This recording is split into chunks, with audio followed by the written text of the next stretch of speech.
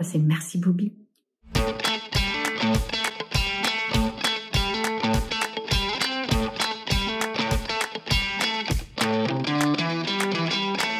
Je suis Marie Boudard, je suis formatrice professionnelle et coach Ikigai.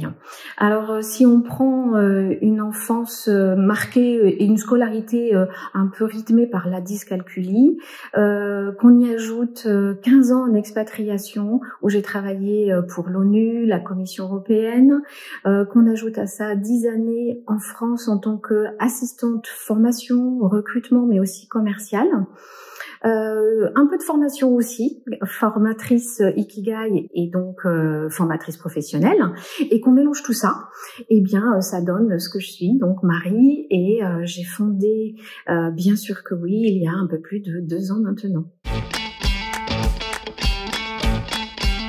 Alors être coach en tout premier lieu, c'est être présente. C'est une présence à soi et à l'autre. Après, c'est effectivement 4 ingrédients vraiment très importants pour moi, c'est-à-dire une qualité d'écoute, mais aussi une qualité de sincérité, l'authenticité, ce qui va permettre à l'autre de s'ouvrir tel qu'il est. Ça va être aussi de ne jamais être dans le jugement ou la présupposition ou l'influence, ça c'est crucial. Et puis ça va être également de permettre à l'autre d'évoluer selon son rythme, selon ce qu'il est, où est-ce qu'elle est. Donc c'est la personne avant tout. Et bien évidemment, ça va être de permettre à l'autre de grandir et de changer quelque chose. Ça c'est fondamental. Mon coaching va aider les personnes qui sont en réflexion sur elles-mêmes. Alors moi j'ai une spécialité qui est de pratiquer l'ikigai en tant que coach ikigai, et donc ça va permettre à la personne de s'observer autour de 4 axes: ce qu'elle fait bien, ce pourquoi elle est douée, ce pourquoi elle peut être rétribuée en argent ou en gratitude, et bien évidemment ce pourquoi elle a une valeur au monde, ce dont le monde a besoin selon elle. Donc en fait, ça va aider la personne à mieux se connaître, à fouiller de fond en comble et revoir un petit peu son précaré, tout ce qu'on lui a appris jusqu'à présent, et d'observer la personne qu'elle est vraiment, de lever beaucoup de freins, et surtout de rentrer en estime d'elle-même. Donc ça va vraiment aider les personnes qui sont arrivées à un stade où souvent ils sont en manque de confiance, ou alors à l'inverse où ils ont envie de faire autre chose différemment et de le mettre dans une optique de profiter à soi et profiter au monde. Voilà, une recherche du sens en fait.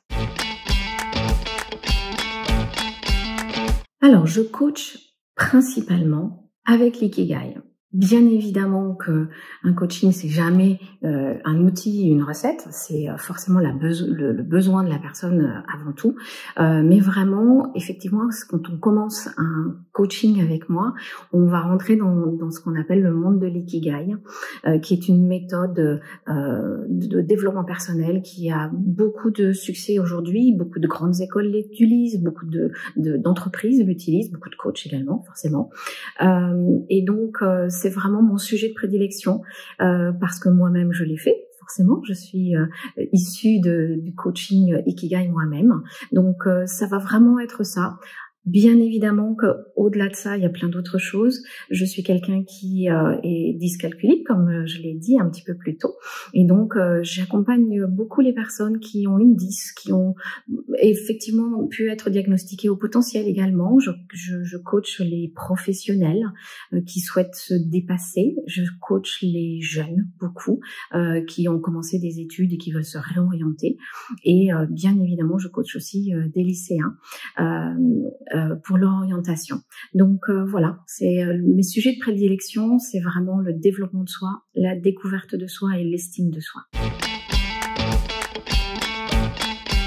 Je suis extravertie de personnalité. Ça veut dire que j'ai énormément de choses à dire toujours.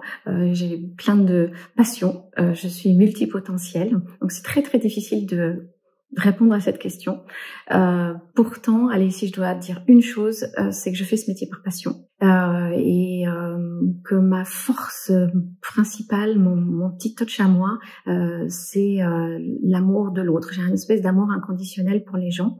Je vois ce qu'il y a de beau en soi, en la nature, en l'autre, et du coup, voilà, si je dois le résumer, c'est ça, c'est cet amour inconditionnel que je porte aux autres. C'est une citation de Simon Sinek que j'aime vraiment beaucoup. Si on travaille très dur sans savoir pourquoi et sans avoir de sens, ça s'appelle le stress. En revanche, si on travaille très dur et qu'on sait pourquoi, ça s'appelle la passion. Un mot pour la fin, c'est merci Bobby.